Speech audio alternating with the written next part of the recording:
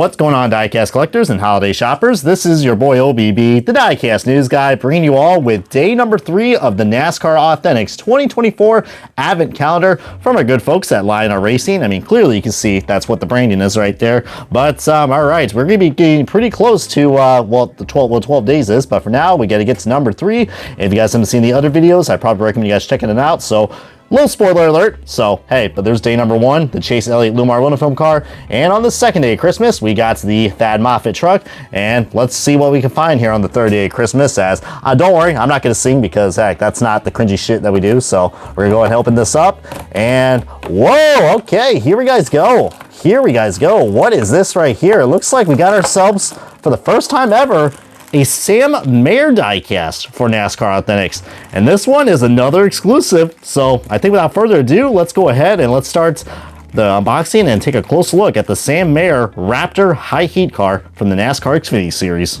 And already, folks, we got this diecast out of its box, and man, I'm going to be completely honest with you guys. I am really surprised that we got this diecast right here in the palm of my hands. No, this is not William Byron. As you can probably see by the Raptor logos, you're probably wondering if that's the case. But no, this is what is now known as the former Junior Motorsports driver, because we already know the situation with Sam Mayer going to 2025 with the Haas factory team for the Xfinity Series. That's going to be fun to watch. But this is this one-off scheme that he drove of Sam Mayer from the Atlanta Motor Speedway in the Xfinity Series spring race, if I'm not mistaken. So it was a nice one-off race, but man, I'm not going to say the bad pun on this diecast, but hey, I guess you could say this car might was probably in some high heat after all. But anyways, I'm going to go ahead, I don't know. That is probably what my forehead's going to look like after telling that bad joke. Definitely going to be one big headache to clean up, but as you guys can see, I mean, well, my camera definitely feels like the explosion, so we got the overexposure alert right there.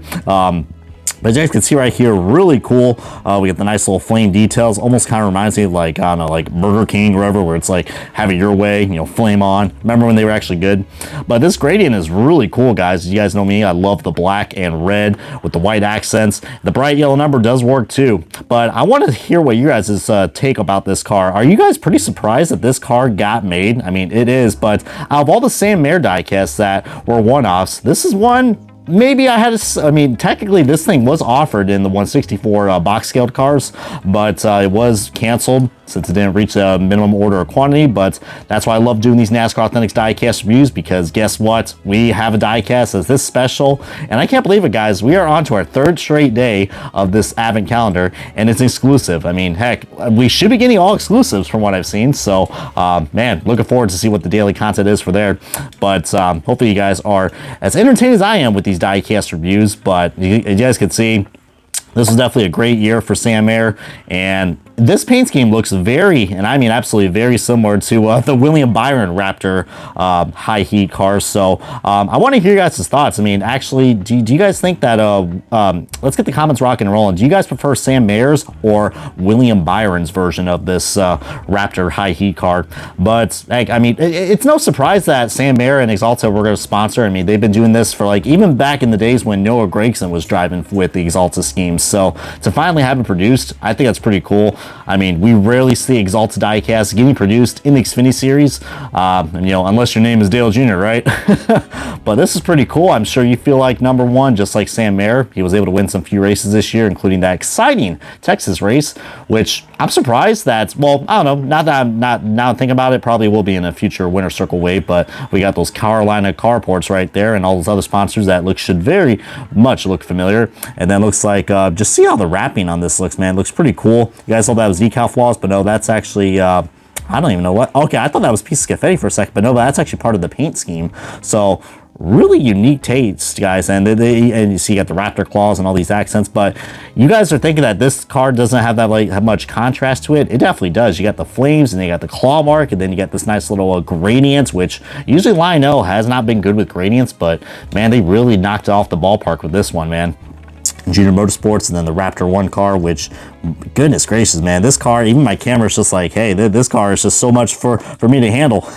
So many bright colors, and yeah, dude, this is a a pretty good looking scheme, I will say that. But you know what's even more impressive? Remember I said that this paint scheme may look very familiar, and no, I'm not talking about William Byron. Let's take a few years back, like actually, now I think about it, almost a decade back to the diecast I'm comparing this to, because guess what? This is my first Sam Mayer car. This is gonna be with the Jeff Gordon Drive to Hunger car from 2014/2015. I'm only saying that because, well, I mean, none of us here are colorblind, but until, you know, I know, then I'm sorry. But goodness, man, this, I'm sure it does not look exactly the same, but you can kind of see where maybe Exalta had some inspiration with this car, because that was the first thing I thought of when William Byron's car came out. Well, we're just gonna pretend this is William Byron. People are gonna be like, in what universe is this Byron? Like, we gotta use creativity or imagination. Like, you know, all the other cartoons I knew growing up. Imagination, folks.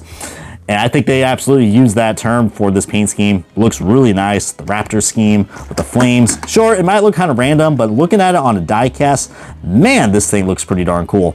I mean, God, I will say the only thing that's probably funky is just the green lettering on the back. I will have to say that does look, well, quite interesting. And then, well, as you guys can see right here, I just love doing these comparisons. By the way, this is a Spin Master die-cast, so if you guys are wondering why this looks different, this is made by Mattel and Spin Master. Just shows you we had some decent competition back then before Lionel took over everything. But anyways, guys, I hope you all enjoyed this very special die-cast review of the Sam Mayer Raptor High Heat Chevrolet Camaro for the NASCAR Xfinity Series and Junior Motorsports.